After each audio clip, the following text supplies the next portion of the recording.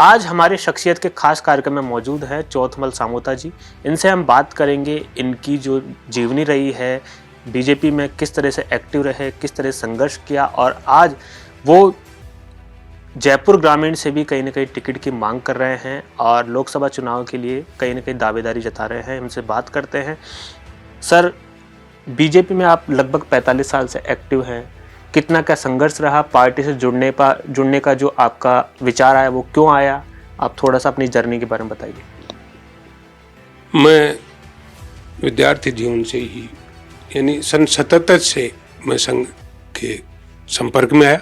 जब मैं student line में 9th-10th में अमृतसर स्कूल में विद्यार्थी था तभी संघ के संपर्क में आया। संघ से संपर्क में से प्रभावित होकर संघ और संघ के अनुषंगिक संगठन जैसे एबीपी है, बीएमएस है, किसान संघ है, इसके अंदर मैं 77 से विविध समय पर 77 से मैं एक तरह से 85 तक मैं एबीपी में काम किया। 85 के बाद में मैं बैंक में सर्विस लगा तो फिर मैं बीएमएस में एनओबीडब्ल्यू में काम किया और 90 से लेकर 2005 तक भारतीय किसान संघ में मैं किसान वर्ग से आता हूँ। मेरी रुचि किसान और गरीब की इसके विषय में ज़्यादा सोच रहती है कि किसान का भला कैसे हो और गरीब का इस विषय को लेकर मैं किसान संघ में लगभग 15 साल मैंने काम किया।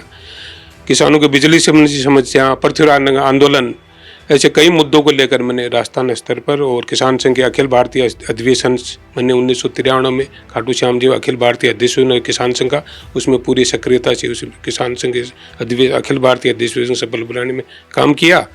और इसी दौरान जो 77 से आज तक जितने भी चुनाव हुए उसमें मैं पूरी तन्मयता से, ईमानदारी से बीजेपी के जो भी चुनाव हुए, जिला परिषद हो, एमएलए का हो, एमपी का हो, सभी में मैंने पूरी तन्मयता से के साथ काम किया और आज भी जितने भी कार्यक्रम हैं पार्टी के संगठन के में सक्रिय भागीदारी निभा रहा हूँ।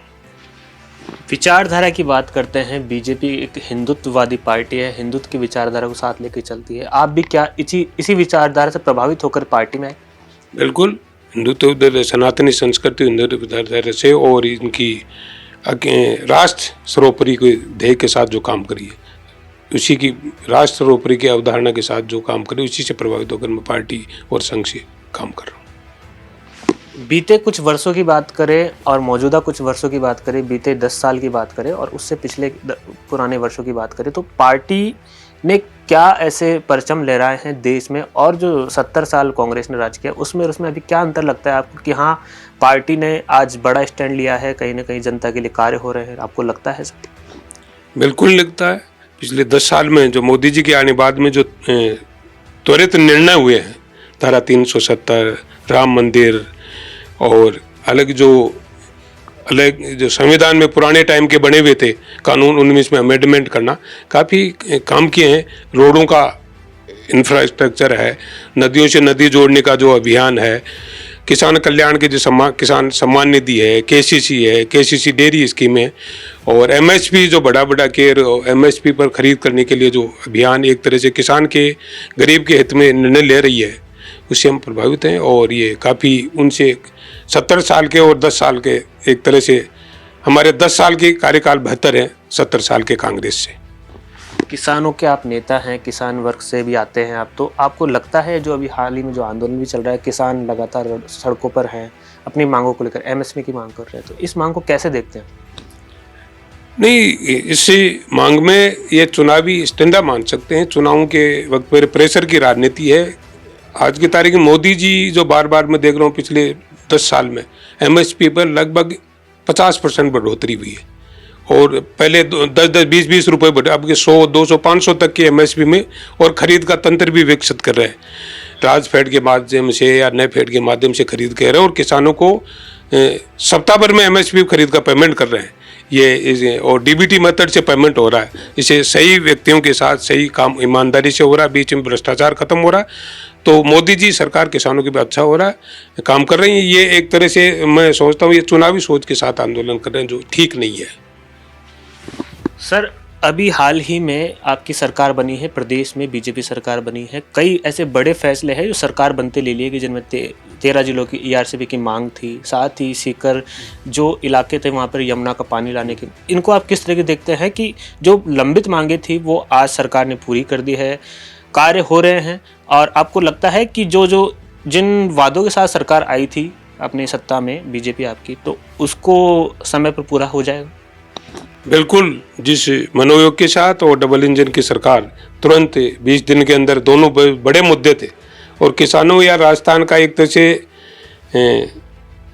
तरह से जो पानी की समस्या, भयंकर समस्या, उसको निजात दिलाने के, उसका इलाज करने के लिए, उसको राहत पहुंचाने के लिए ईआरसीपी 13 जिलों के लिए प्लस 3 जिलों के लिए जो यमुना का ये जो डीपीआर सुंदर जी के टाइम में, और हमने भी किसान संघ के माध्यम से, और इसके 2017 में यमुना प्रोजेक्ट के लिए हमने फिजिकल सर्वे भी सिद्ध वहाँ हथनी कुंड तक, नारनौल तक हमारी टीम भी गई थी, और उसी के आधार पर ये काम कर रहे हैं हम। बहुत ही अच्छा स्टेप है, और लगता है सरकार इसको जल्दी ही इसको धरातल पर काम होगा, और किसानों को, राजस्थान को एक दिशा बदलेगी, हरियाली होगी, और पानी की समस्या से निजात मिलेगा।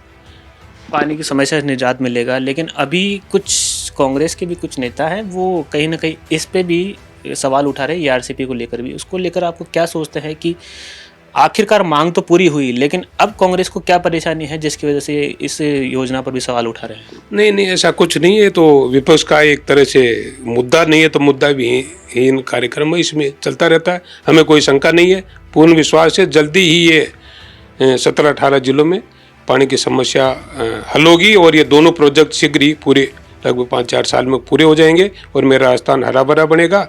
और हमें ये भी मांग करते हैं कि दोनों जयपुर जिले को दोनों तरफ से जोड़ा जाए। यमुना प्रोजेक्ट से भी हमने गढ़ तकनीक की पाइपलाइन से पानी आ रहा है, वो 3 पाइपलाइन से चौथा पाइपलाइन गढ़ तकनीक की पार लाकर छोड़ देते हैं। इसे जयपुर और सीकर जिला और कोटपुतली जिला भी के लोगों को भी पानी मिलेगा। किसानों को तो हमारी ये भी मांग रहेगी जयपुर और कोटपुतली और नीमका थाना जिले को दोनों तरफ से जोड़ा जाए ईआरसीपी प्लस यमुना प्रोजेक्ट से, तभी किसानों का और इस एरिया का भला होगा, और जयपुर ग्रामीण लोकसभा के लोगों को इससे फायदा होगा। ये हमारी मांग है, और हम इस विषय में ज्ञापन भी देने वाले हैं, और सीएम साहब या केंद्रीय नेतृत्व को, हमारे राजस्थान के जल संसाधन मंत्री हैं, उनको भी ये ज्ञापन देंगे, और इस विषय पर मांग उठाएंगे कि ये वो नीमका थाना और कोटपुतली और जयपुर उत्तर डिस्ट्रिक्ट को भी इन योजनाओं से जोड़ा जाए और पानी भरा जाए। शाहपुरा से आप आते हैं, शाहपुरा विधानसभा क्षेत्र से आप आते हैं, वहाँ की भी कई समस्याएं हैं, उनको लेकर आप हमेशा संघर्ष रहते हैं, चाहे आप पार्टी में आपकी सरकार हो या नहीं हो। पिछली सरकार में, कांग्रेस की सरकार में एक्टिव रहे, काफ़ी समस्याएं थी जनता की, यहाँ जनता में रहकर काम किया। अब जनता को आपसे काफ़ी उम्मीदें हैं कि कहीं ना कहीं हमारा नेता अब हमारे को प्रतिनिधित्व करेगा। कहीं ना कहीं लोकसभा चुनाव आ रहे हैं, तो क्या आपको लगता है कि पार्टी को एक बार इस दिशा में सोचना चाहिए? बिल्कुल, मेरा मूल निवास स्थान शाहपुरा विधानसभा, और मैं यहाँ सर्विस का यहाँ झोटौड़ा विधानसभा में मेरा पत्र व्यवहार का पता, यहाँ भी मैं 30 साल से रह रहा हूँ। तो ये पूरे जयपुर ग्रामीण लोकसभा क्षेत्र में जो भी समस्याएं हैं, पानी है, किसानों के एमएसपी पर खरीद की है, प्लस कहीं हॉस्पिटल की है, ट्रांसपोर्ट नगर, शाहपुरा के ट्रांसपोर्ट नगर की बड़ी समस्या, ट्रांसपोर्ट का हब है, तो इनकी जो भी है, कोटपुतली शाहपुरा पावटा ट्रांसपोर्ट का बड़ा हब है, तो इसमें भी जो ट्रांसपोर्टर्स की समस्या हैं उन पर निदान करने के लिए सकारात्मक कार्रवाई करेंगे। और यदि पार्टी ने, मैं जयपुर ग्रामीण से, यदि मेरे को संगठन ने मेरा मौका दिया, तो जो भी समस्या है मैं राष्ट्रीय स्तर पर या जो भी मेरा प्रयास होगा, ऐसा एक नया सोच के साथ, नई उम्मीदों के साथ जयपुर ग्रामीण के लोगों के या जनता के लिए काम करूँगा। जयपुर ग्रामीण और जनता के लिए काम करेंगे, लेकिन मैं ये कहना चाहता कि आपके अलावा कई और दावेदार भी हैं इस दौड़ में है कि जयपुर ग्रामीण से सीट मिले। आपको क्या लगता है कि पार्टी के लिए जो आपने 45 साल दिए, कहीं ना कहीं आपने काफ़ी मेहनत की, काफ़ी संघर्ष भी किया, क्या अब उस परिणाम को आपको मिलना चाहिए, उसका फल मिलना चाहिए, ऐसा लगता है आपको? मेरा काम है प्रयास करना, संघ निस्वार्थ भाव के संगठन और संघ में, किसान संघ में काम किया, लेकिन लोगों की मांग और वर्तमान समय की मांग की एक समाज बाहुल्य, जाति बाहुल्य भी क्षेत्र है। मेरे जिस वर्ग से आता हूँ उसे काफ़ी संख्या में लगभग 20% वोटर हैं, उन लोगों की, और 40-45 साल की मेरा जो विविध संगठनों में काम किया है, आम कार्यकर्ताओं की, और पूरी लोकसभा क्षेत्र में पुराने कार्यकर्ता, समर्पित कार्यकर्ता और सहज और सरल कार्यकर्ता की पहचान है। और इसी आधार पर लोगों की मांग, कार्यकर्ताओं की मांग और जो है उनके आधार पर मैं जयपुर ग्रामीण लोकसभा क्षेत्र से संगठन से एक तरह से गुजारिश कर रहा हूँ या टिकट की मांग कर रहा हूँ। यदि संगठन और पार्टी मेरे नाम पर विचार करे तो मैं जीत का परचम पहनाऊंगा और मुझे आज के मोदी जी की जो लहर और मेरा 45 साल की तपस्या और पार्टी विचारधारा के साथ मैं इस सीट को एक तरफा जीत में तब्दील कर सकता हूँ। एक तरफा जीत में तब्दील कर सकते हैं और कहा जा रहा है कि इस बार 400 पार, अब की बार 400 पार का नारा भी दिया जा रहा है। और राजस्थान में आपको क्या लगता है कि मोदी जी की लहर वापस चलेगी? क्या 25 की 25 सीटें आपके खाते में आने वाली है? आपने बताया कि हम इस बार भी हमारी योजनाएं हैं, 10 साल जो हमने काम किया वो लोगों तक कहीं ना कहीं प्रभावशील रही है, तो आपको लगता है इस बार भी पार्टी कहीं ना कहीं परचम लहराने वाली राजस्थान में? बिल्कुल बिल्कुल, 25 की 25 सीटें राजस्थान की बीजेपी के खाते में आएंगे। इसमें राम मंदिर का मुद्दा, जो राम मंदिर में 22 तारीख को जो पूरे भारत भगवा में हुआ, पूरे भारत में एक राममय हुआ, उसके आधार पर मोदी का करिश्मा नेतृत्व और 10 साल के जो ऐतिहासिक फैसले हुए हैं, किसान हित हो चाहे राष्ट्रवाद, सांस्कृतिक राष्ट्रवाद हो, जो भी मुद्दे थे उनको मोदी जी ने त्वरित कार्रवाई से हल किए हैं। तो आम जनता का एक ही मन है कि एक बार मोदी सरकार 400 पार, मेरा पूर्ण विश्वास है कि राजस्थान 25 की सीट प्लस पूरे भारत में 400 प्लस की सीटें जीत कर भारत में बीजेपी का परचम फहराया जाए और मोदी जी फिर तीसरी बार देश के सिरमौर प्रधानमंत्री बनना तय है। लेकिन इंडिया गठबंधन जो बना वो कहीं ना कहीं अब तो लग रहा है बिखराव की ओर है। इंडिया गठबंधन, इसको लेकर क्या कहेंगे? वो ये कह रहे हैं कि मोदी जी सपने देख रहे हैं 400 के, तो आपको क्या लगता है? आप कुछ कहना चाहेंगे और कुछ कमेंट करना चाहेंगे उनके उस बयान पर? इंडिया गठबंधन इधर उधर से कहीं का रोड़ा बन के बना था, तो आपस में आप देख रहे हो आए दिन बिखराव की तरफ है। लगभग चुनाव आते होता है, लगभग ये बिखराव पूर्ण हो जाएगा और न के बराबर गठबंधन वही कांग्रेस पार्टी या एक आधी पार्टी सिंगल रहेगी। गठबंधन नाम का कोई चीज़ नहीं है, एक बिखराव तय है।